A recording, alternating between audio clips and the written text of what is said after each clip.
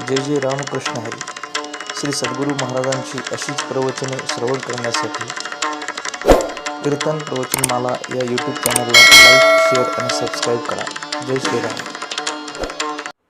श्रीराम जय राम, जय जय राम.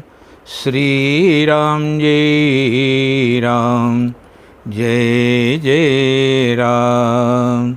श्रीराम जय राम, जय जय राम. श्रीराम जय राम, जय जय राम. बोली सीतापति रामचंद्र भगवान की जय.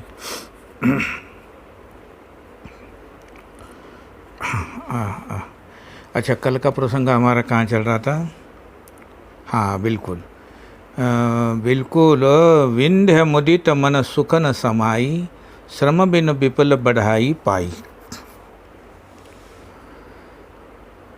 जो सेवक साहिब ही संकोची,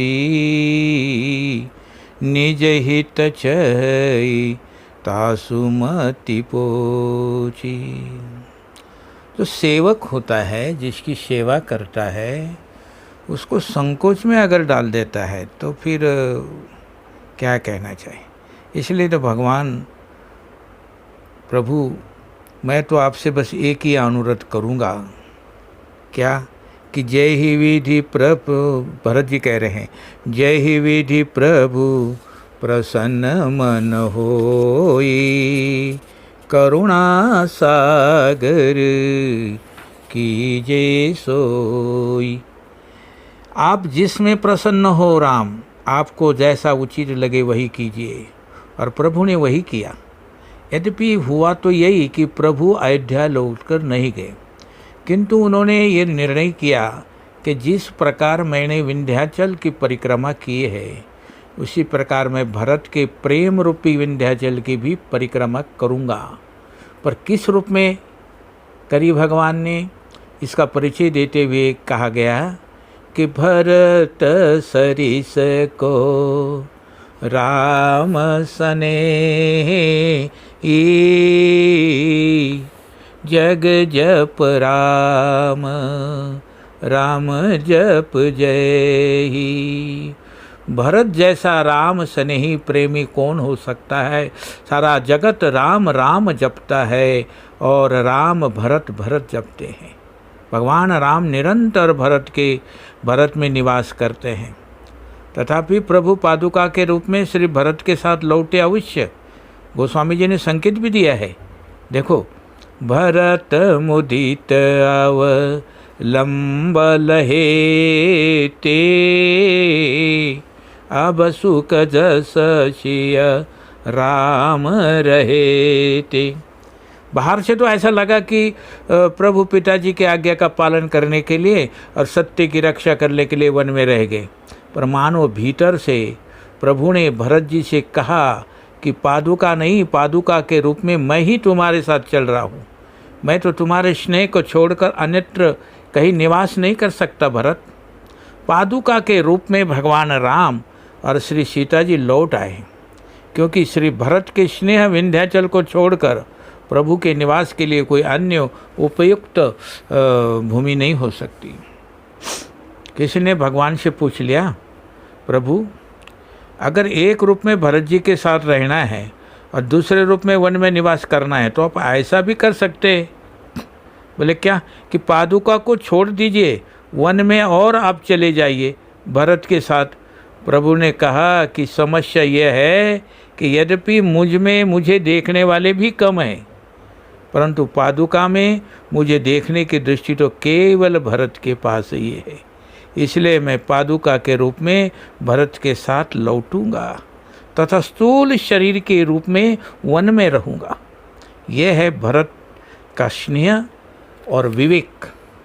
इसलिए गोस्वामी जी कहते हैं, चातक का प्रेम और हंस का विवेक अथवा विंध्याचल जैसा स्नेह और अगस्त्य जैसा विवेक, यहाँ पर भी प्रभु ने समाधान पा लिया।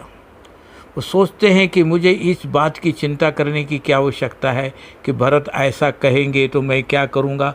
पहले तो मुझे ये सोचना चाहिए भरत कहेंगे भी कि नहीं कहेंगे। वस्तुतः सत्य तो ये है कि श्री भरत तो ऐसा कुछ कह ही नहीं सकते। इसलिए गोस्वामी जी ने लिखा, क्या लिखा, समाधान तब भाई जाने, भरत कहे मह साधु सयाने। भरत आज्ञा देने वाले नहीं, आज्ञा मानने वाले हैं। वो तो महान साधु है भरत। और साधु तो हो ही ना कारज हानि। साधु वह है जो सबके कार्य को बनाए। और तब प्रभु निश्चित हो गए। पर लक्ष्मण जी आवेश में आ गए और उनमें वीर रस का उदय हो गया। जब सुना कि भरत जी चतुरंगी सेना लेके आए तो लक्ष्मण जी एकदम आवेश में आ गए। लक्ष्मण जी भगवान को उलाहना भी देते हैं और साथ साथ ये भी कहते हैं, प्रभु मैं क्या कहूँ आपके शील और स्वभाव को। आपने खेल खेल में ही श्री भरत को जिताकर उनमें भ्रम पैदा कर दिया था कि वे आपको हरा सकते हैं, इसलिए आपके स्वभाव का दुरुपयोग करके वो आ रहा है। किंतु प्रभु आज आप उनको अपना प्रभाव भी दिखा देंगे, मुझे ऐसा विश्वास है। पर लक्ष्मण जी को लगा कि प्रभु में ऐसा कोई लक्षण दिखाई नहीं दे रहा है। भगवान जल्दी तो कोई कर नहीं रहे, कोई ऐसा उत्साह नज़र नहीं आ रहा है। हाँ तुम ठीक कह रहे हो, वैसे समुद्र के किनारे तो उन्होंने कह दिया था कि लाना धनुष्य बाण, पर यहाँ तो कुछ नहीं कह रहे। लक्ष्मण जी मन में सोच रहे। भगवान को मौन और प्रतिक्रिया रहित देखकर लक्ष्मण जी ने कहा कि मैं क्या कम हूँ। अगर भगवान को रहने दो एक तरह, मैं क्या कम हूँ, मैं ही आपका प्रभाव दिखा दूंगा भगवान, आप चिंता मत कीजिए। आज राम सेवक जस लेऊ, भरत समर शिखावन देऊ, जिमि करिनि कर डलई मृगराजू, ले लपेटी लवा जिमि बाजू, तैसे ही भरत ही सेन समेता, सानुज निदरि निपातऊ खेता। भगवान प्रभु आप चुपचाप सुन रहे हैं ना। लक्ष्मण जी ने साथ साथ ये भी कहा कि संसार में देखा जाता है कि विषय जीव पाई प्रभुताई, मोड़ मोह बस होई जनाई। भगवान लक्ष्मण जी कह रहे हैं विषयी व्यक्ति कोई पद पा लेते हैं ना, सत्ता पा लेते तो उनमें मोह के वश मद आ जाता है, अभिमान आ जाता है। लेकिन भरत से मुझे ऐसी आशा नहीं थी, क्योंकि भरत नीतिरत साधु सुजाना, प्रभु पद प्रेम सकल जग जाना। जिन श्री भरत जी के विषय में प्रसिद्ध था कि वह साधु है, उनका जीवन बड़ा नीतिमय है। पर कितने आश्चर्य की बात है प्रभु कि आज वो भरत भी बदल गए और फिर स्वयं ही इसका उत्तर भी देने लगे कि संसार में व्यक्ति पद पा लेते हैं तो मत वाले हो जाते हैं।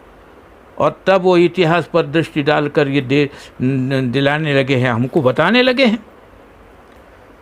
शशि गुरु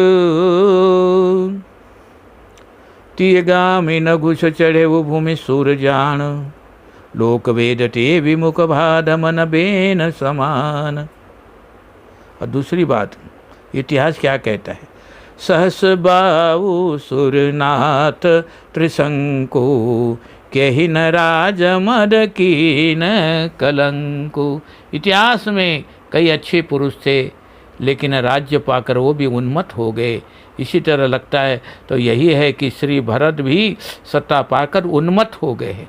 लक्ष्मण जी ने वहाँ राजपद न कहकर बड़ा अनोखा शब्द कहा कि तेवु आज राम पदु पाई।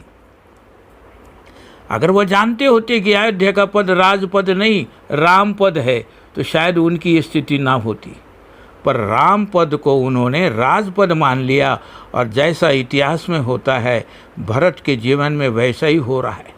फिर भरत जी के लिए जितने कठोर से कठोर शब्द हो सकते थे उन सब का उपयोग करते हुए लक्ष्मण जी कहते, कुटिल कुबंधु कुअवसर ताकी, जानी राम वनवासे काकी, करि कुमंद्र मन सज समाजो, आए करे कंटक राजू।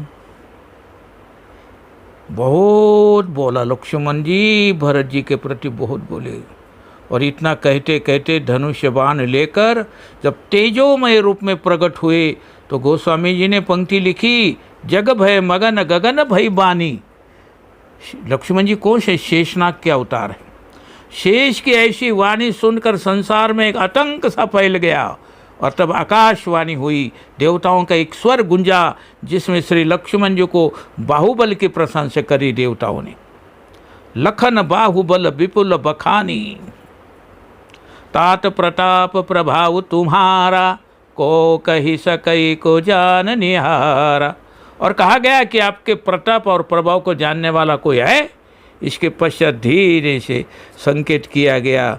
फिर भी महाराज, देवताओं ने कहा, अनुचित उचित काज कछु हो, समुझ करिए भले के सबको,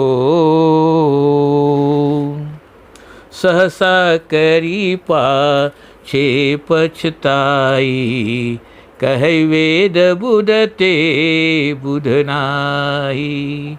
देवताओं ने कहा, अनुचित उचित में जो आप जल्दी जल्दी बोल रहे हैं, कहीं गड़बड़ ना हो जाए। संकेत ये था कि आप आवेश में ये सब कह रहे हैं, पर कोई कार्य विचार से तो करना ही चाहिए ना। ये बात सुनकर लक्ष्मण जी ने चुपचाप धनुष बाण रख दिया और संकोच में पड़ गए। सुर सुर वचन सुन सुर वचन, लखन सकुचानि। सकुच संकोच में पड़ गए।